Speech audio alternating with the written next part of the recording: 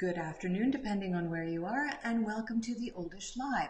Welcome especially to our new viewers and to those of you who have been with us before. Welcome back. My name is Karen. I'm your host and also the publisher and editor of the Oldish. As always, we'll be taking a look back at the fascinating articles we've published this week on theoldish.com. We'll look at news from around the world of the Oldish, and we're going to talk about your comments and questions in our Let's Talk About segment. So let's get going. This week on the Oldish, we published a great article that touches a good many hearts, coaching programs that help prepare caregivers for a new role. As any of you who are caregivers will know, it's huge. It's evolving and it changes from minute to minute, and the things that you think you knew yesterday have changed. So there are courses being developed at various places to help caregivers prepare for this role. Everything from dealing with medications and doctor's visits to how to move people properly, how to take blood pressure. Take a read of that article and you'll get a sense of what's going on. Single seniors need a tribe to call their own. This one broke my heart a little bit. It was based on an ad that a Chinese person who is 85 years old had placed in his neighborhood. He was looking for a family because he missed his wife and he's looking for someone to adopt him.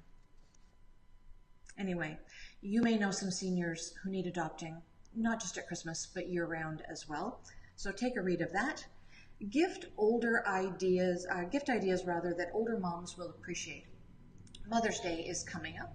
And sometimes I think that all moms really want is to spend time with their children, but I know that that's not always possible with people being so geographically displaced.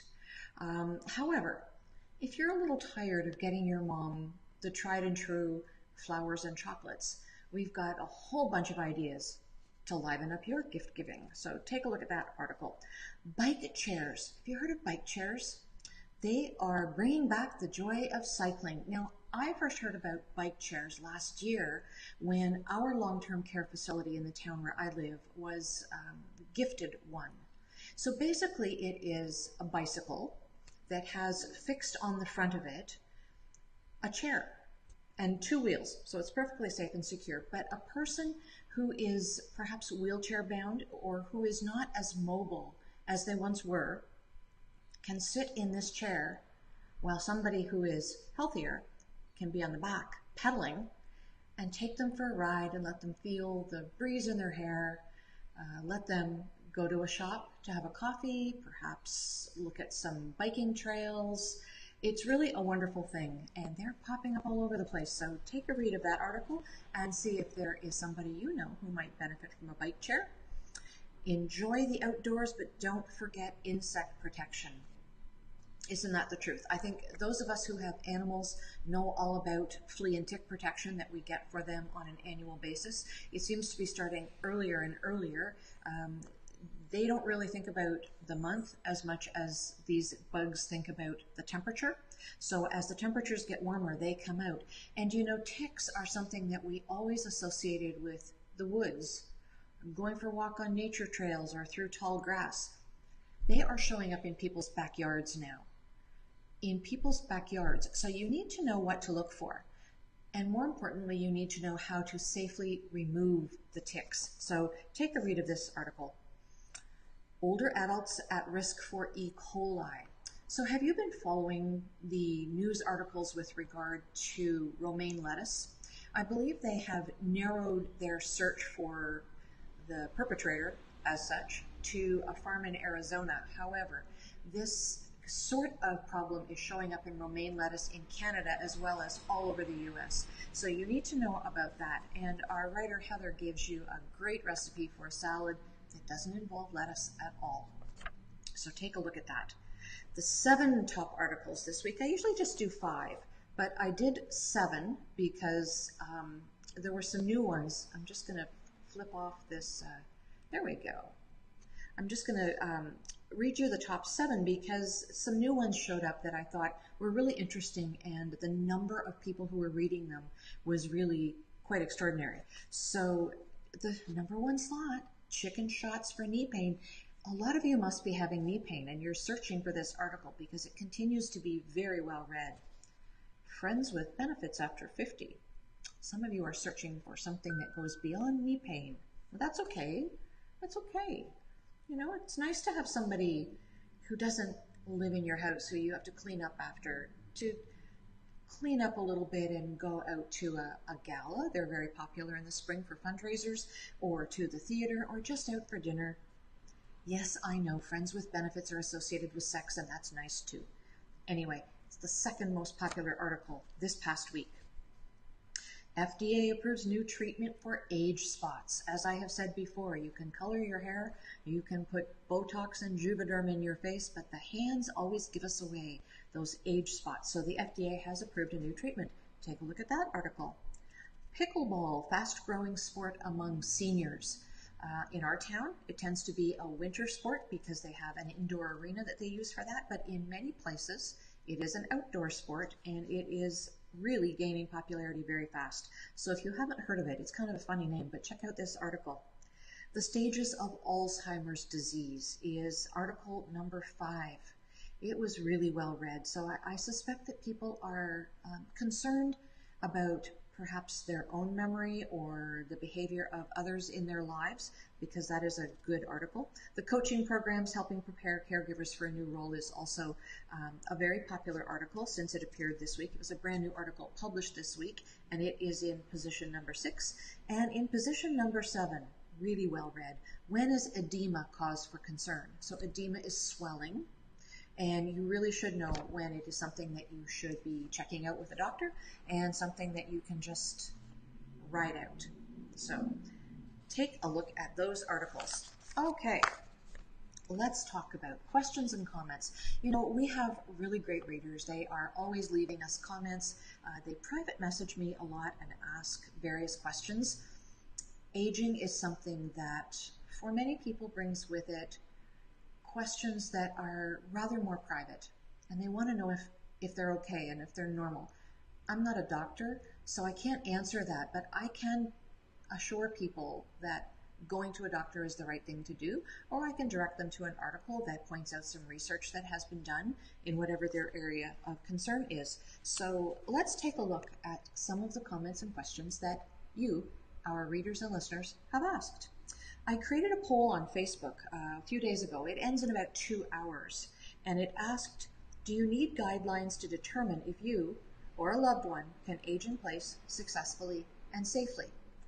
If you have an opinion, go to our Facebook page, and you've got about 2 hours from now to register your answer.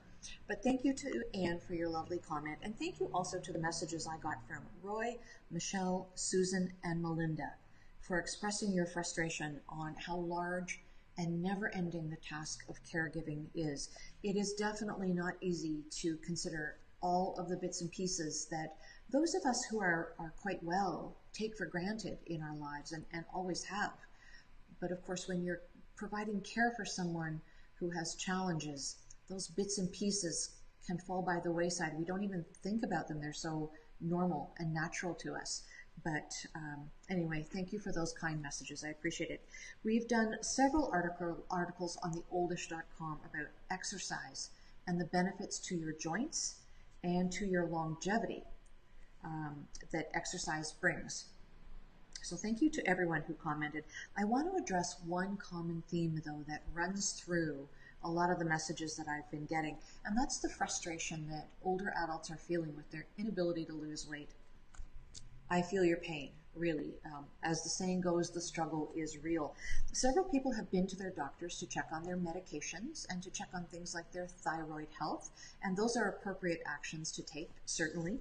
But they're saying that even though they're doing that, they're hugely frustrated. Again, I'm not a doctor, I'm not a medical person, and you should always check with your doctor before you start a new medical program. But I do find that with myself, I'll speak for myself only, I tend to forget that weight gain and weight loss is a mathematical equation. If I eat more calories than I put out, I'm going to gain weight. If I put out more calories than I eat, I'm going to lose weight. And I discovered this just the other day, when I was considering the inclusion of this story in today's episode. I've decided to take a look at my own diet for that day. I believe today's Wednesday, it was Monday. I looked at what I had Monday. Now, my breakfast and my lunch are usually pretty standard. I'm a creature of habit. I don't deviate too much. I have toast and peanut butter and a couple of cups of coffee. For lunch, I have a mashed avocado, to which I add a little bit of lime juice, and I put that on some toast, and I have a matcha latte to drink. If you had matcha lattes, by the way, matcha tea, and I bought a milk frother and I make a latte out of it. Really good. Anyway, those weren't so bad in and of themselves. But, the weather is nice and I've been barbecuing. I barbecued a turkey burger that day. The turkey burger isn't even the problem, and I get those very thin burger buns. So that's not the problem either. You know what the problem is? The condiments. Holy cow, when I added up the value, the caloric value of the condiments that I put on that turkey burger, put me right over the edge, and I was absolutely shocked. So if you want to do a really good check, add up what you eat, the caloric value of them, and that stuff is all over the internet. You can Google it, no problem whatsoever. It can be rather shocking. So I upped my exercise game the next day. I walked to the north end of town and back again, which was double what I normally walk. I think I did over 12,000 steps that day. And yesterday I have noticed I'm down about 1.5 pounds. So there you go. It's a mathematical calculation. What can I tell you? We posted an Oldish nugget about swimming for a strong core. And my thanks to Anne and Vicky for your comments. Our Dollop of Wisdom post on the importance of vocal fitness brought a comment from Grizz, and also a comment from Diane that made me laugh right out loud when she said that shouting at her dog keeps her voice strong. Thanks, Diane. You made my day. So I ran into an acquaintance the other day at the drugstore, and she has had both knee and hip issues. And she's had surgeries, but even after all of that and after her therapy, which has her up and walking quite well, she walked very well, but she was terrified to go outside. Absolutely terrified. She is more terrified about her knee giving way again, even though she has rods and screws and all kinds of things in there, than she is about anything else. So when I first met up with her at the drugstore, that was her first day out in several weeks. So we kind of set up camp in an aisle in the drugstore, and we had a really long talk about footwear and hip protectors and walking aids. But I could still see the fear in her eyes.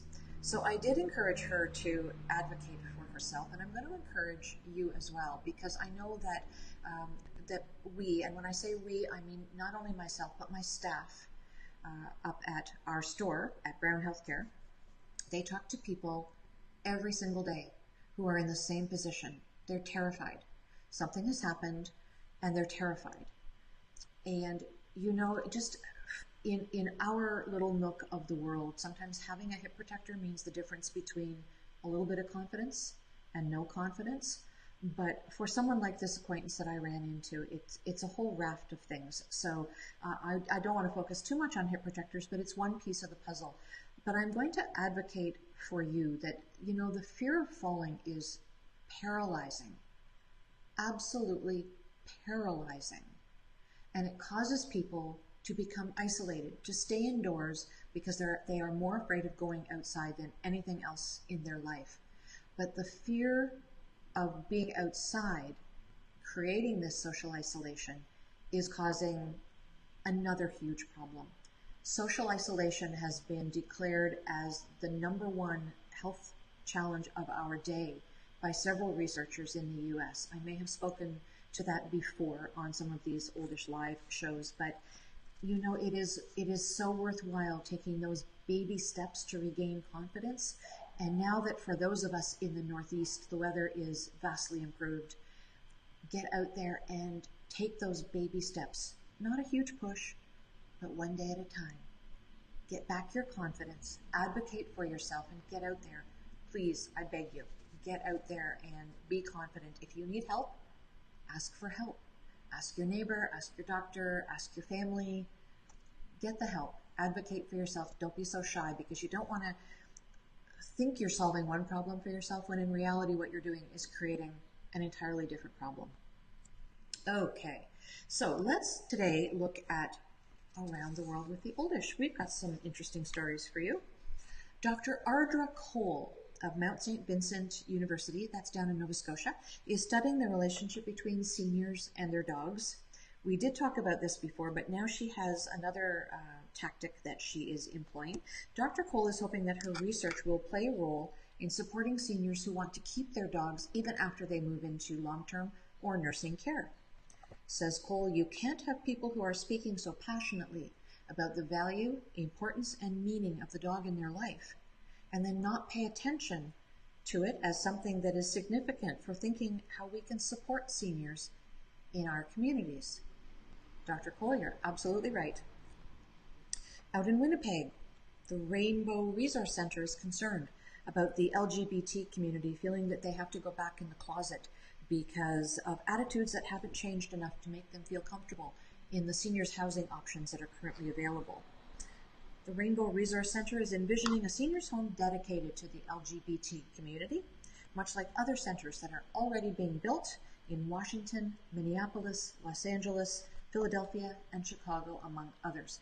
And currently there is a feasibility study going on in Edmonton, so just north of Calgary, Alberta.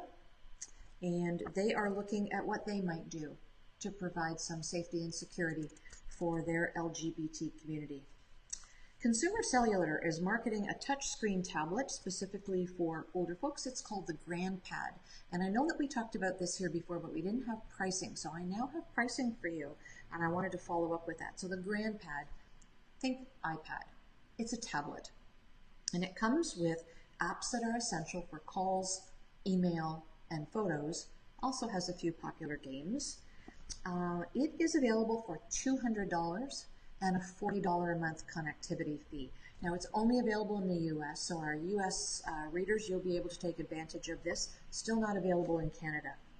Up in Parry Sound, which is in Northern Ontario, the Parry Sound North Star newspaper is wondering why a senior who had family and was connected with a social services worker, all of who knew she was underhoused, living in poverty and isolation, and plagued by mental health issues, could starve and die in a bug-infested bed. This is brutal.